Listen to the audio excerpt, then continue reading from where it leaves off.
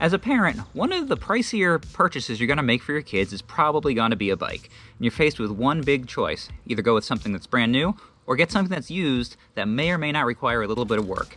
And today I'm gonna tell you why I think that second choice is definitely the way to go, so stay tuned. But first, if you're new here, I'm Jeff, this is my backyard, and this channel's Fun-Sized Adventures, which is all about helping you and your kids get on little adventures in your own backyard and beyond. For the vast majority of parents, when you go to buy your kid a bike, you're probably looking at a price range that tops out at about $200. Because let's face it, most of us just don't have the budget to spend more than that on a super duper high quality bike. Which basically means that if you're gonna look for something new, you're gonna be looking at a big box store. On the other hand, if you buy something used, you'll be able to maximize that budget and maybe get something a little bit better. Like for instance, this bike.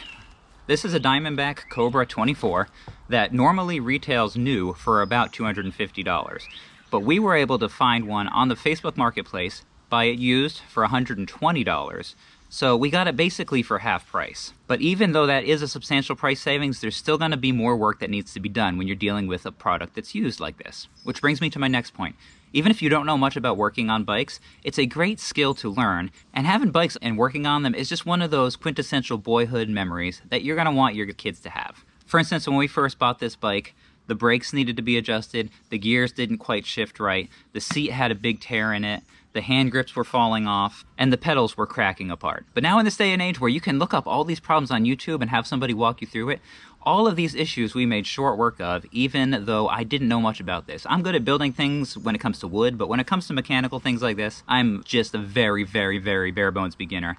And I was able to do all this without really any issue. And when you're looking for how to work on bikes, be sure to check out the Park Tools YouTube channel. They have very, very simple and easy to follow tutorials on how to do basically anything on a bike, and they were a huge help in this project. So from watching those videos, not only did I figure out how to fix this, but I was also able to teach the kids as we went along, and it turned into a great project for us all to learn stuff, but also just to have good quality time as a family. And these are things you're just not gonna get if you just go to the store and buy a bike off the shelf. And then knowing all the hard work that went into and all the care that went into fixing up all the different parts of this bike makes Ethan appreciate it so much more. So I've definitely noticed that he is way more apt to take good care of this bike, always make sure it's put away, always make sure it's cleaned off, than he would ever be with a bike that was just given to him that we bought at a store. And I'm sure any parent can relate that anytime you can get a kid to put away his things is a definite win. But we didn't stop at just getting this bike to the bare minimum to be an operational bike. Yeah, we did things like true the wheels, fix the brakes, fix the shifting. We bought a new seat because there was a tear in the old one. We bought new pedals to replace the ones that were cracked. But we were also able to take it a step further.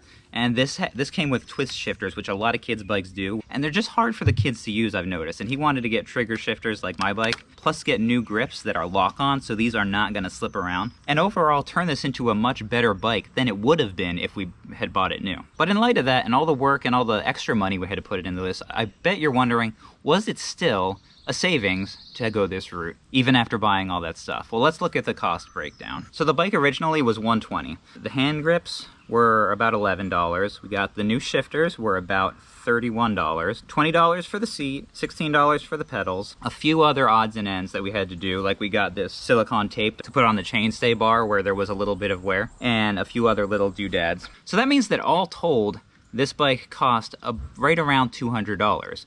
So when you look at it that way, it's still a substantial savings because brand new, this would have been a $250 bike. Plus it now has components that it wouldn't have had if we had just bought it new. So this is definitely a good value and a good money saving thing as well. Now this bike might look a little bit funny because of some of the mismatched colors and stuff, but that's actually a benefit if you think about it, because if this bike were to get stolen, we would have a description of a bike to give the cops that probably no other bike looks exactly like this one, and it would make it more likely that we'd ever see the bike again. So there you have it. If you're in the market for buying a new kid for your bike. I think next time you're in the market for getting a new bike for your kid, you should definitely buy a used one and fix it up instead of getting a new one. But hey, maybe you have a different opinion. I'd love to hear it down in the comments. Also, now that you have a bike, and if you're looking for a way to have a lot of fun with it in your own backyard, be sure to check out this video over here. Until next time, get out there on your bike, in your backyard, and have a fun-sized adventure of your own.